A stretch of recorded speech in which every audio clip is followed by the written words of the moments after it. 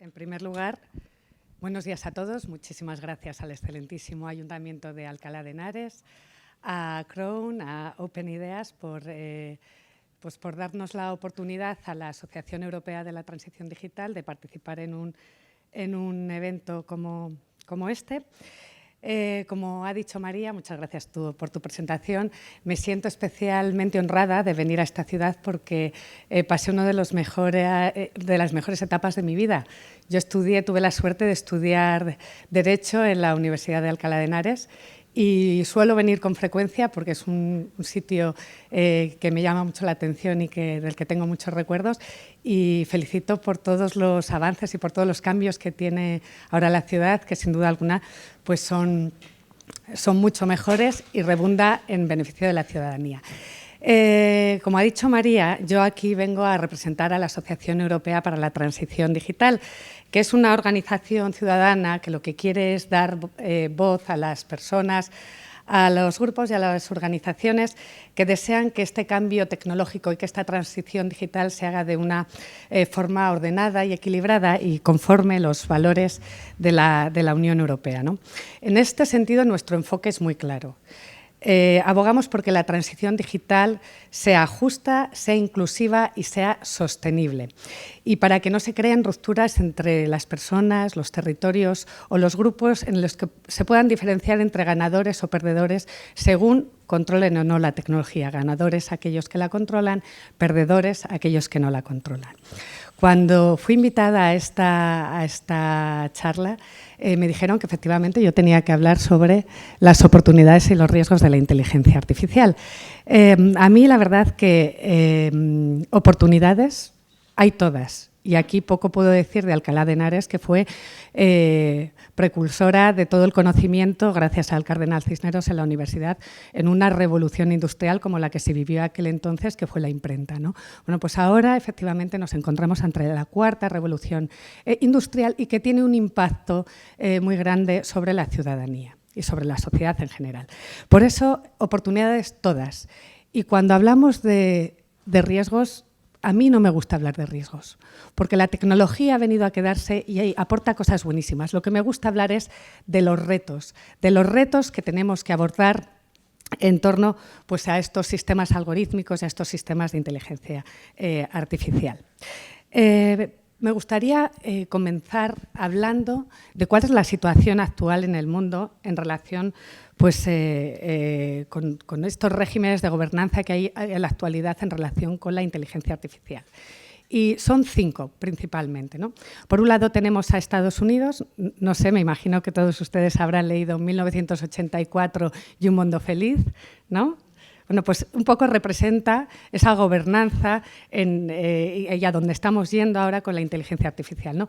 Esas 5 formas de gobernanza, por un lado tendríamos un mundo feliz, el capitalismo de la vigilancia, Estados Unidos, en el que hay unos pocos proveedores ostentan casi todo el control sobre la inteligencia artificial. Y además tienen ciertas ventajas informativas digitales, ¿no? Pues porque tienen ese control del dato y utilizan para sus propios beneficios. Por otro lado, tenemos a China, 1984. Ahí lo que están hablando es de la vigilancia del dato, porque ellos quieren tener el control de los datos y lo quieren tener por un control político, para ejercer el poder, con lo cual ahí se ven sucumbidos muchísimos de los derechos humanos. Entre esos 2 regímenes de gobernanza de la inteligencia artificial se encuentra Europa. Europa, el posicionamiento que tiene es muy claro, es el humanismo digital. Las personas tienen que ser el centro de la transformación digital y, por supuesto, se tienen que respetar todos los derechos fundamentales de las personas y de los ciudadanos.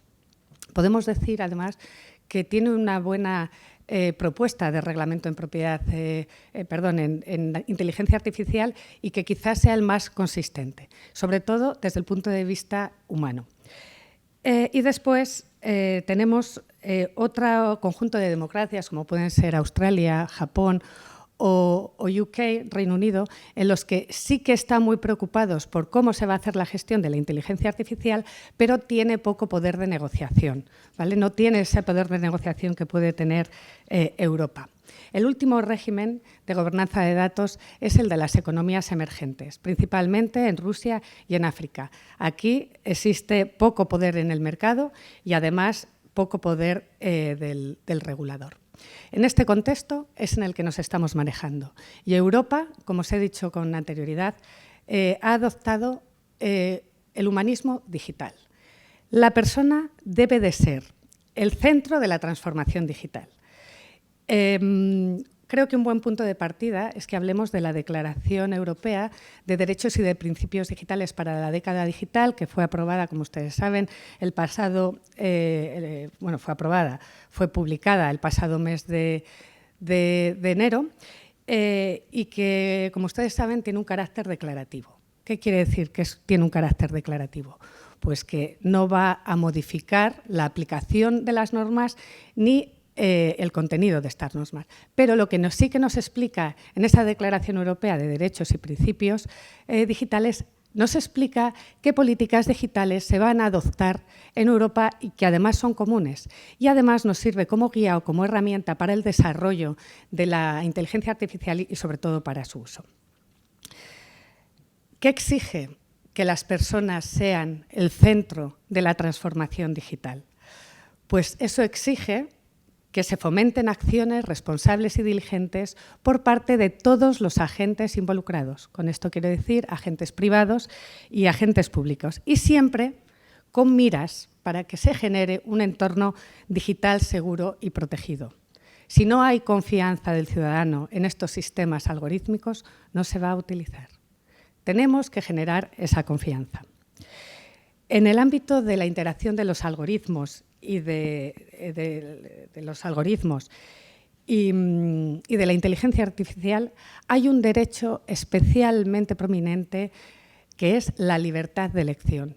Esta declaración ya lo recoge, y es más, lo recoge en el título que está dedicado a la inteligencia artificial. Y se habla de la libertad de elección porque para que los ciudadanos se puedan beneficiar de las bondades de la inteligencia artificial y de la algorítmica, deben de poder tomar sus propias decisiones. Pero además lo tienen que hacer con conocimiento de causa. Y esto exige, y esto es muy importante, velar por la transparencia en el uso de algoritmos. Transparencia que lo que se va a traducir es en el empoderamiento de los ciudadanos, que estén informados. Este punto luego lo voy a desarrollar. También se tiene que asegurar que los sistemas algorítmicos se basen en un conjunto de datos adecuados para evitar la discriminación ilegal y para permitir la supervisión de los resultados por una persona humana.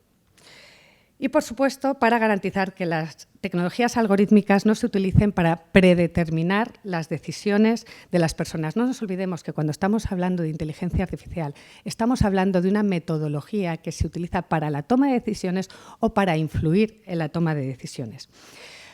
Hace unos meses nos llegó a la Asociación Europea para la Transición Digital un estudio que realizaba la Universidad de Tampere, en Finlandia, y que se basó en una encuesta a las familias. En esta encuesta lo que se quería desarrollar, o el objeto de este estudio, querían conocer el grado de alfabetización mediática e informacional de las familias en relación con los sistemas algorítmicos que tenían en aplicaciones de su dispositivo móvil. Es decir, en algo que utilizan normalmente. Y esto se hizo además desde un punto de vista de la confianza y de la privacidad, ambos principios básicos en cuanto a la regulación de la ética algorítmica. Y los hallazgos, señores, fueron desoladores. Los menores y las familias no mostraron ninguna conciencia sobre problemas tecnológicos. Incluso tampoco sabían en qué situaciones estaban expuestos con su teléfono móvil a aplicaciones de sistemas de inteligencia. Ninguno conocía sistemas de optimización de recursos que utilizaban las grandes plataformas, Instagram, Facebook, Snapchat o YouTube. Todos o casi todos habían facilitado el acceso a sus credenciales, a su geolocalización, a sus contactos. Y las recomendaciones, además, eran bienvenidas, porque lo que ellos apreciaban era que les facilitaba el trabajo. Eso sí, las familias podían distinguir entre cuáles eran los servicios que eran de pago de los que no eran, pero cuando se les preguntaba sobre la validez y la relevancia del contenido, eran capaces de identificar la fuente, de la manipulación de la fuente, incluso del resultado de búsqueda. Es decir, la conciencia de las familias en el tema de inteligencia artificial es baja o casi inexistente. Y aquí tenemos que tomar conciencia de ello, porque solo podrán tomar decisiones con conocimiento de causa sabiendo cómo funcionan los servicios en línea que utilizan. Y aquí hablamos de otro principio que debe ser regulador de la ética, que es la explicabilidad.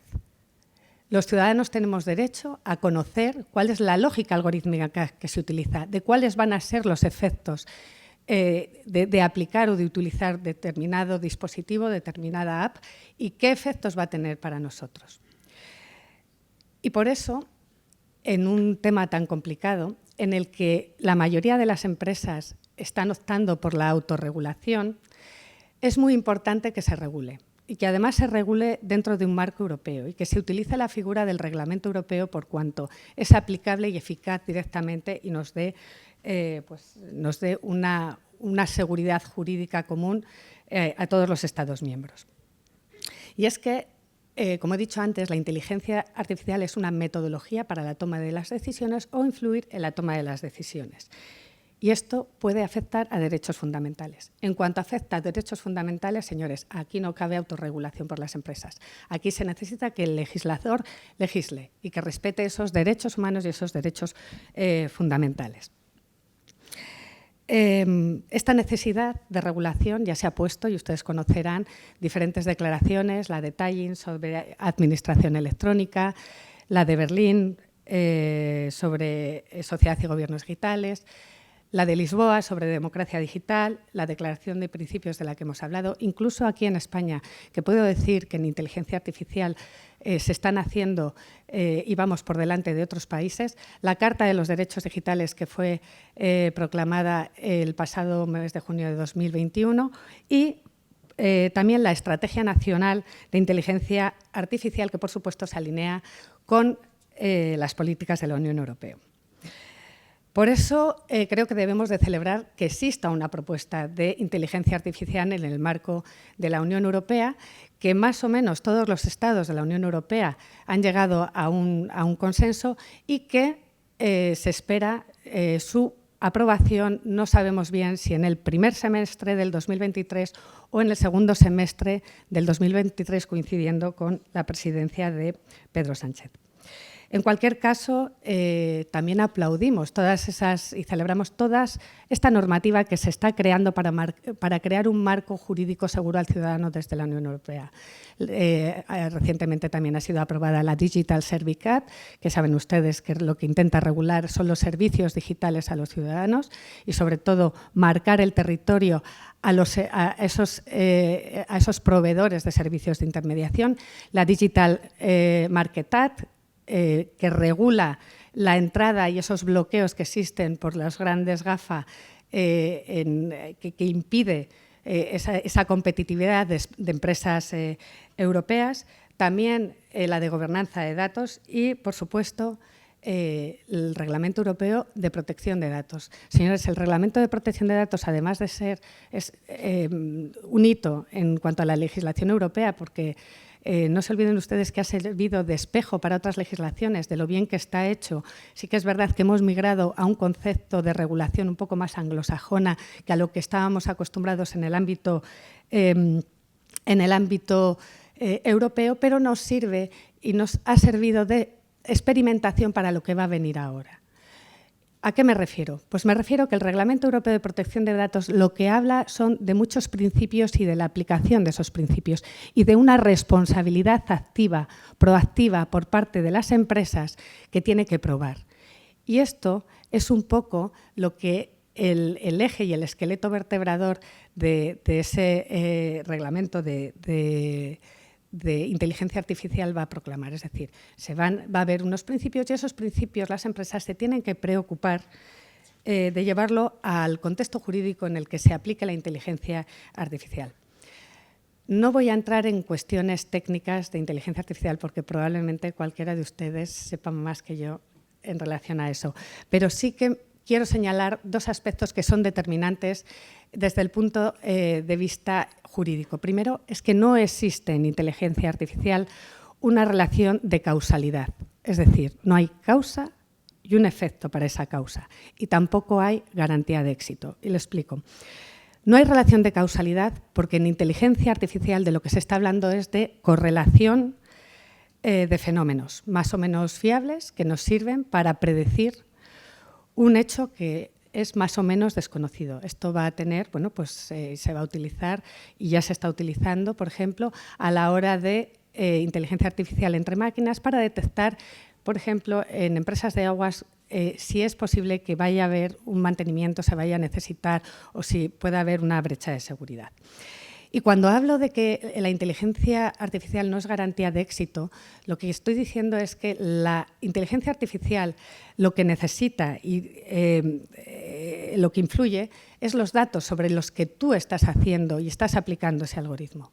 Y entonces ese éxito va a tener efectos según sea la calidad de los datos, la cantidad de los datos y, por supuesto, la repetición del fenómeno del que he hablado con anterioridad. Y esto, señores, tiene efectos jurídicos. Y tiene efectos jurídicos sobre los ciudadanos y de dos tipos. El primero, nos encontramos ante decisiones que tienen efectos en quien las toma.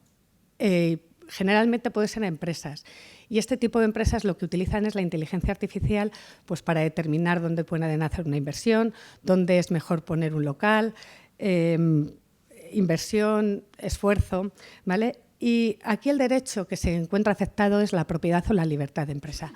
Pero, ojo, hay otro tipo de decisiones que sí que afectan a los ciudadanos y son porque no acepta a quien las toma. Y realmente aquí es donde la inteligencia artificial ha tomado un papel muy importante, gracias a la recogida de datos que desde el 2007, con la entrada de los teléfonos inteligentes, son capaces de recoger, además de la capacidad de almacenaje y de la computación que bueno, pues ha crecido exponencialmente. ¿Y esto qué implica? Pues implica que cuando estamos trabajando con datos de ciudadanos y esa toma de decisiones les afecta, podemos diferenciar y crear discriminación. Discriminación, por ejemplo, en relación con las condiciones generales de contratación. A un ciudadano le pongo unas condiciones generales de contratación y a otro otra. A un ciudadano con un poder adquisitivo menor le pongo un precio, a uno con un poder adquisitivo mayor le pongo otro. O no valorándome según el poder adquisitivo, sino la territorialidad, donde se está realizando ese negocio jurídico. Y las primas de los seguros. Según si yo tengo datos sobre qué enfermedades puedes padecer, porque determinado territorio, por ejemplo, sea más propenso a padecer un tipo de cáncer, la prima del seguro puede ser mayor, lo que genera, por supuesto, situaciones de indefensión. Situaciones como ustedes conocerán, un caso en Wisconsin, el caso Compass, en el cual a través de herramientas de inteligencia artificial se determinaba la pena de individuos según la capacidad de reincidencia que tenían. Bueno, aquí se ganó el caso y se tuvo que dejar de utilizar. ¿Por qué? Porque se encontró un sesgo y el sesgo era con las personas afroamericanas, que tenían más posibilidad de reincidir según cómo había sido programado este algoritmo. También tenemos casos como el caso Prim, que ustedes conocerán por la sentencia Erren, en la cual un abogado austriaco impidió la transferencia internacional de datos del espacio económico europeo a Estados Unidos y hizo que el Privacy Shield quedase derogado en base a que los servicios de inteligencia estadounidenses estaban utilizando sistemas de inteligencia artificial de forma aleatoria y proporcional para interceptar comunicaciones. Por supuesto, todos conocemos Cambridge Analytica o otras irrupciones en procesos electorales, como fue el tema de Cataluña, el propio Brexit o las elecciones de Marine Le Pen, en la cual a través de BOP, de inteligencia artificial y de cámaras eco, fue capaz de manipular las opiniones de los votantes en favor de un determinado posicionamiento. Y antes hablaba del Reglamento Europeo de Protección de Datos, y aquí ya planta las bases para que luego se regule temas éticos.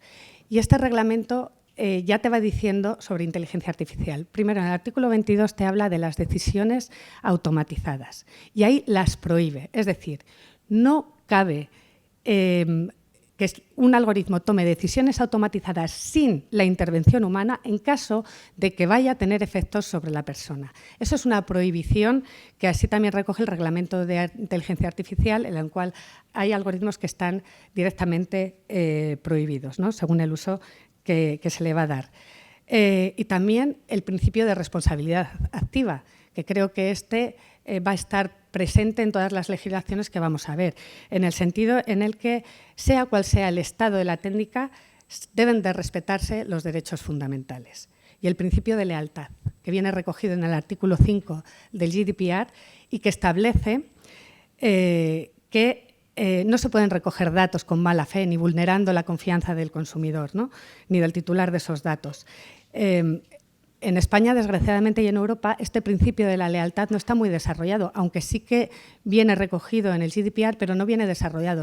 Legislaciones como la mexicana sí que lo hace, y yo creo que esto debe de ser un punto de partida que se debe de desarrollar, porque aquí está la expectativa del consumidor medio. Y ahora quiero hablar. ¿Ustedes son conscientes de esas inteligencia artificial y aplicaciones que tienen en su dispositivo móvil? ¿Son conscientes? Bueno, pues por favor tengamos en cuenta, porque esto es un temazo, la expectativa del consumidor medio. Y luego también que esta normativa establece una obligación de información previa, lo que estábamos hablando antes, de la toma de decisiones con consentimiento, pero además informado sobre los efectos, sobre la lógica. Yo aquí siempre cuento un chascarrillo, y es, yo soy abogada y puedo decir que como abogada he redactado más condiciones generales de contratación de las que como ciudadana me he leído para utilizar sistemas y aplicaciones para mi vida diaria. Waze en cuanto a la movilidad, LinkedIn en cuanto al entorno profesional. Y el problema es que cuando he querido leérmelas, siendo abogada, pues me ha parecido absolutamente poco amigables. De enlaces que te mandaban de uno a otro, al final no sabes ya para qué estás dando el consentimiento, tampoco son claros en cuanto a la lógica. Y además quiero que tengamos en cuenta esto. Una persona media lee 250 palabras al minuto. Bueno, pues para las condiciones generales de Google necesitaríamos hora y media. Luego ya te piensas, o sea, luego ya aceptas o no si las has entendido, ¿no? Pero primero, bueno, pues hay que leerlas, ¿no? Y es que hay, últimamente, hemos leído y vemos muchos anuncios como es que la privacidad es un rollo, es que, jolín, es que qué tostón, no te pueden dar ese dato. No, la ley de protección de datos personales, perdonen, la legislación es absolutamente correcta y equilibrada y defienden al ciudadano. El problema son esas condiciones generales de contratación redactadas por abogados de grandes compañías que, en vez de buscar un punto equilibrado y cumpliendo con la normativa del consentimiento informado, inequívoco y claro, pues nos meten hora y media de lectura, insisto, en unos términos poco amigables. Pero aparte de eso, también quiero hablar, porque no todo es legislación, hay muchísimos órganos que lo que están hablando, están dictaminando y están dando guidelines sobre cómo implantar y cómo realizar todo el proceso de inteligencia artificial. Pero aquí, desde el punto de vista jurídico, nos encontramos con un problema. Y ya hay una sentencia de 2017 en el cual uno de los GAFA fue investigado y fue sancionado por la Agencia Española de Protección de Datos porque no cumplía con un dictamen del Comité Europeo de Protección de Datos, que como todos ustedes saben es el artículo, el grupo del antiguo artículo 29, que sirve para interpretar, para interpretar el texto legislativo. Y el juez perdió una oportunidad bárbara, porque se lavó las manos. ¿Y cómo lo hizo? Diciendo, perdone, yo tengo que valorar las fuentes del derecho. Y esto es un dictamen que carece de esta forma, con lo cual yo no me voy a meter en el fondo. Pero esto es importante, porque los abogados en la práctica, y cuando hablo de abogados en la práctica, quiero hablar también de los desarrolladores de la inteligencia artificial, nos basamos en la interpretación, cuando un servicio es nuevo, de esas guidelines. Y esto, por analogía, es lo que va a pasar ahora con la inteligencia artificial, que nos vamos a encontrar con un texto que muchos de ustedes, sobre todo los desarrolladores de inteligencia artificial, no se van a encontrar esa interpretación y vamos a tener problemas. Y los problemas deberían de ser guiados por esos dictámenes que, insisto, son recomendaciones y que en ningún caso eso les evitará una sanción hipotética. Esta parte legal tiene que ir también acompañada de una parte política y de una parte ética. En la parte política, España, como he dicho, ya cuenta con una estrategia nacional de inteligencia artificial que está alineada con la Unión Europea y que tiene varios factores o ejes estratégicos, ¿no?, que son la innovación y la investigación en inteligencia artificial, promover la capacidad digital y atraer el talento, desarrollar plataformas de datos e infraestructuras que dé soporte a la inteligencia artificial, integrar la inteligencia artificial en las cadenas de valor para transformar el tejido empresarial, potenciar el uso de la inteligencia artificial en administraciones públicas y establecer un marco ético y normativa que refuerce esa protección de los derechos individuales y colectivos, garantizando la inclusión y el bienestar social. Es decir, en este último eje, lo que nos está diciendo ya la estrategia es que es muy importante que la ética, de alguna forma, quede incluida en lo que es el desarrollo y el uso de esta inteligencia artificial. Para ello, tiene idea de crear un sello nacional de calidad en inteligencia artificial, un observatorio, y este es muy importante, para evaluar el impacto social de la inteligencia artificial y un consejo asesor, así como la promoción de foros, de diálogos, de sensibilización y de participación nacional e internacional, como este foro. Como he dicho antes he hablado de transparencia, he hablado de auditabilidad, he hablado de explicabilidad, he hablado de calidad, he hablado de privacidad. ¿Y qué es esto? Estos son principios que la tecnología de inteligencia artificial tiene que tener en cuenta y que tiene que embeberse en ella. Porque yo entiendo que es la única forma de regular la tecnología y que se tenga en el centro de esa transformación digital al ciudadano. Y hay muchas declaraciones con principios éticos en el ámbito de la investigación, hay declaraciones de inteligencia artificial y robótica por la Comisión Europea, la propia Comisión Europea tiene un grupo de expertos en inteligencia artificial y ética fiable y además está muy orientada a la parte de los desarrolladores. Y bueno, la estrategia nacional, como bien he dicho antes, ¿no?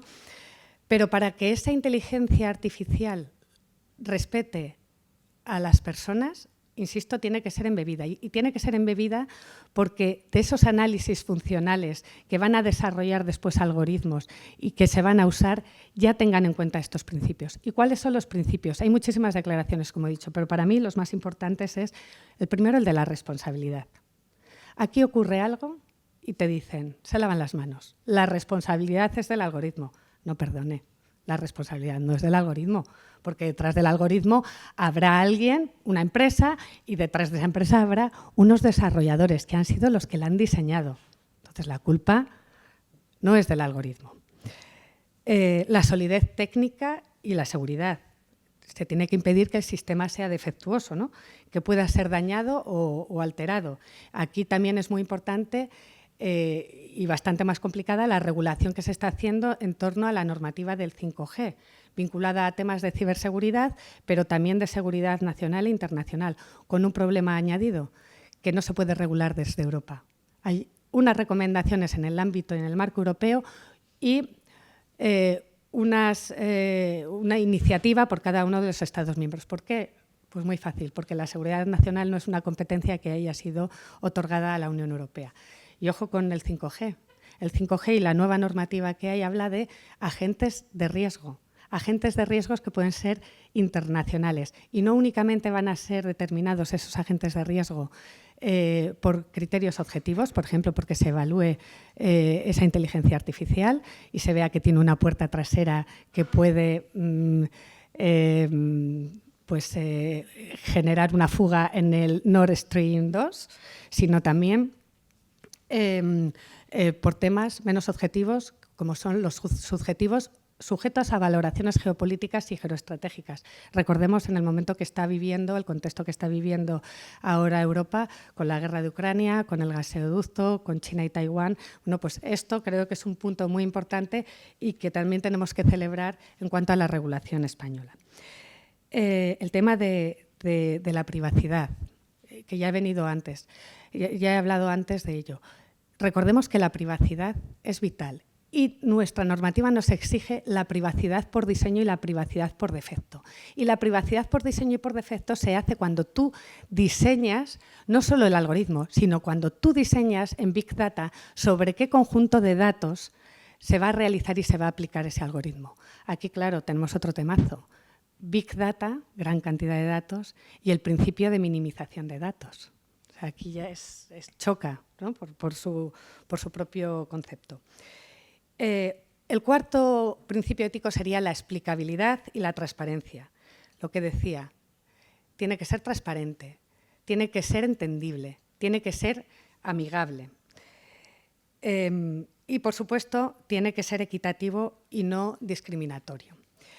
Y, por supuesto, tiene que tener en cuenta el interés de los bienes colectivos, como el medio ambiente, la sostenibilidad, el impacto social y, por supuesto, la democracia.